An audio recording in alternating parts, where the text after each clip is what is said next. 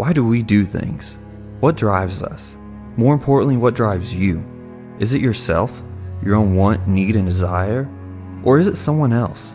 Ask yourself, are your choices truly yours, or are they just echoes of someone else's expectations? So I ask myself, am I living for me? Or am I living for someone else? Opinions are not facts. They're just someone else's thoughts, yet they influence us. But why? And more importantly, why do we let them? I'm guilty of letting other people drive my decisions. I care what other people think, especially when it's someone I respect. Seeking their input, it's not a bad thing, but when their voices start to drown out your own, that's when you start to lose yourself. Right now, I'm at a crossroads. I put a lot of work into getting where I am. I finished all my prerequisites for nursing school, and from the outside, everything looks great. I'm doing good. My family, my friends, my coworkers, they're all proud of me. And honestly, I'm proud too. But deep down, I know it's not what I want to do for the rest of my life. It's interesting. Sometimes I look around and wonder why I'm trying to impress people who aren't even around anymore. The only reason I started down this road was because of my exes. They're nurses, both of them. And I wanted to prove something, not just to them, but to myself, that I could do better, be a good person, be a great nurse, and leave an impact where they never could. So here I am on this journey to become a nurse. But now, I'm left wondering, has it ever been about me? A year ago, I was upset, full of motivation. I go back to school, becoming a full-time student while maintaining a full-time job. And on top of that, I train for another half marathon. A little over a mile to go. That's it.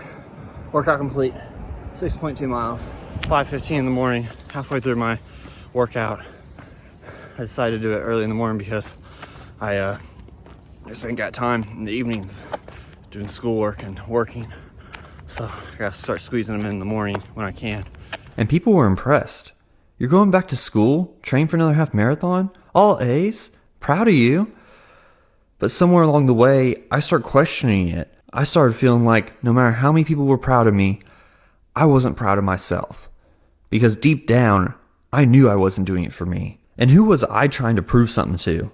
Because it wasn't myself. In this video, it's not about giving advice or having all the right answers. It's about asking the right questions. It's about figuring out what's right for you. At some point, you have to ask yourself, is this my life? Or am I living someone else's version of who I should be? And when I express this doubt of continuing on with becoming a nurse, people say, you come this far, why not continue? To me, that's not good enough. Just because I come this far is not reason enough to continue anything. I'm just trying to figure out what's right for me. And to be honest, there's no right answer. There's just choices. This is what scares me. A slippery slope. I started working in healthcare to become an actor. I wanted a good job to support myself, and I knew I would be able to get a job at any hospital. So why not shoot for a hospital in LA or New York? Just work and go to auditions. And maybe one day I'll be able to support myself with just the acting. Now, here I am. I still work in healthcare, and I'm going to school to be a nurse. And I'm afraid that in 15, 20 years, I'll look up and see that I'm still living the same life. I'm still in healthcare, and I never tried for the adventure. Did you want the job you have now? Did you need the job? How long have you been at that job? Look around. You might surprise yourself like, my gosh, I've been here for this many years? When I first started my job, I only planned to be there for a year. But now I look up, I look around, and I see that I've been there for 6 years. And I know why. Comfort. You start work and you learn. Whether you're good at the job or not, you see how things work and you adapt. You get a steady paycheck, get a raise, and think, I got a good thing going here. And you're not wrong. You got a schedule, money coming in, and people around you think you're doing awesome. And you brag, oh yeah, I'm doing great. With my job, I feel like I'm digging my grave. And I don't want to be digging.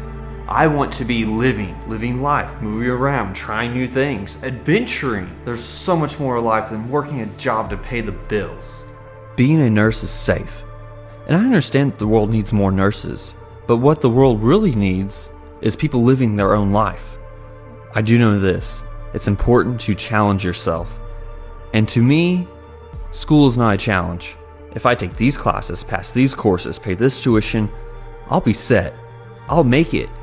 And it's not like that for the arts. With any art form, there is no defined path. And the path that works for someone else will not work for me or anyone else. So it's important that you get out there and try. Well, I think this industry will always be an industry that's challenged. You have to have determination and you have to have real inner resourcefulness. If you want to work in the independent sector, it's particularly difficult. So you really have to have a sense of dedication that's like a calling. To do it part-time in a 9-to-5 way just won't work. It has to feel like the only thing you ever want to do. And that's the challenge, finding your path. But I can promise you this, you'll never find it if you don't get out there and try. As an artist, you know you're going to disappoint a lot of important people in your life. And making that decision to disappoint and go for it is tough because there's no guarantees. And for every successful story, there is 1,000 failures. One will succeed while 1,000 others fail. But it's important to try because even if you don't make it, you'll never wonder, what if? The journey itself teaches you, helps you grow, and brings you closer to who you really are and where you're meant to be. The key word, closer.